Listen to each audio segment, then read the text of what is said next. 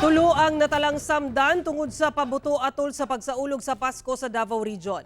Samtang kapulisan sa riyon, nagpahimangno kalabot indiscriminate firing, ilabi na karong pagsugat sa bagong tuig. Ani ang report ni Argil Relator. Tulo ang natalang na biktima sa pabuto sa Davao Region atol sa mismong adlaw sa Pasko.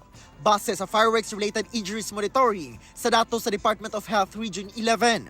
Usa ka 10 anyos nga batang lalaki nga taga Nabuturan, Davao de Oro, 21 anyos nga lalaking taga Panabo City, Davao del Norte, ug 32 anyos nga lalaking taga New Corella sa samang probinsya.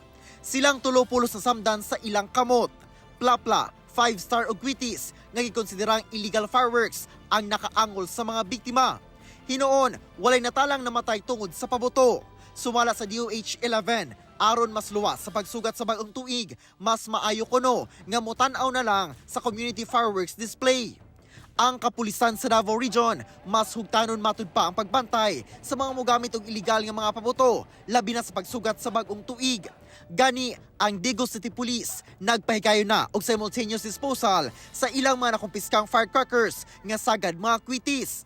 Samtang nagpahimangno sab sila sa gun owners o uniformed personnel nga dunay pusil kalabot sa indiscriminate firing, ilabi na karong pagsugat sa bagong tuig. Pwede yung mga illegal discharge of firearms or indiscriminate firing kay pwede gihapon may makasuhan o kanang admin case, and then ang pinakadakuan nga penalty dismissal from the service daya jud.